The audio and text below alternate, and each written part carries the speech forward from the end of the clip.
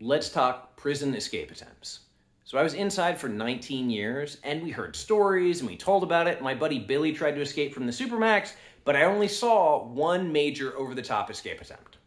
So I was at Nottaway Correctional Center, which at that point was a level 4, and it was all controlled movement. That meant they knew where you were at every moment of the day. If you went from your pod to chow, they counted how many people left, they counted how many people went in the chow hall.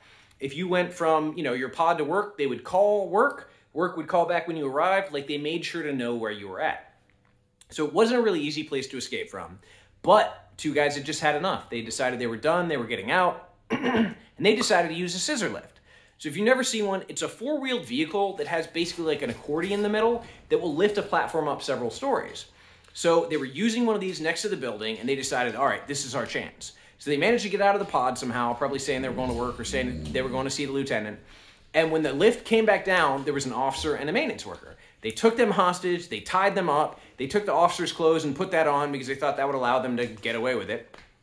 And then they took the scissor lift. But I guess they couldn't find the keys, or the officer didn't have the keys, so they were 3 fences in. Besides the 2 exterior fences, they were inside an interior fence, and they couldn't even get out of that because they couldn't get the keys. So instead of figuring out a better plan, they just decided to try to ram the fence. Like maybe if we just, run into this, it'll run over. But if you've ever seen those fences, they're dug down like 10 feet deep. Like they'll bend, but they will not go over unless you hit them with a semi-truck. So they're riding this scissor lift kind of halfway up on this. And the guy in the tower, whose job it is to watch perimeter, finally notices wait, some guy in an ill-fitting officer uniform is running the scissor lift into the fence. This doesn't look okay. And they have AR-15s and they have shotguns, but my understanding is they're not supposed to shoot live rounds inside the compound, but only if you try to escape. Now, sometimes they'll fire off less than lethal and they'll shoot at guys for that, but that's a different situation. So they call on the radio, whatever the call is for an escape attempt. Not just a fight, not an officer needs assistance, but an all hands on deck. And I've never seen so many people run so fast to respond to this. They came from every direction, from every building, from everything you can imagine. I'm talking about, we had this one lieutenant, had to be 350 pounds, and he was booking it. He was moving full speed. He was gonna get there. So they get there, and it's kind of a standoff because they're on top of the lift, and they've got knives, and the officers don't want to get it, and there is kind of a CERT team or a strike force team, but I don't think we had it at Nottaway at that point. So anyways, they didn't know what to do, and so they released the attack dogs. And I've been criticized for calling the dogs at Nottaway attack dogs, and I want to clarify. My experience was that those dogs attacked. I never saw them train or control or corral. I never saw them with any positive training at all. All they saw them do was be let loose on an unconscious man, let loose on people who were fighting, and used to menace us as we walked through the hallway, and the one trainer would rile his dog up to where it was bouncing off the law and snapping his jaws at us as we walked by.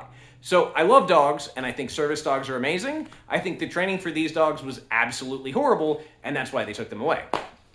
Anyways, they released the attack dog. It ran up there and managed to bite one of them, I believe, on the leg. He stabbed the attack dog, and that was it.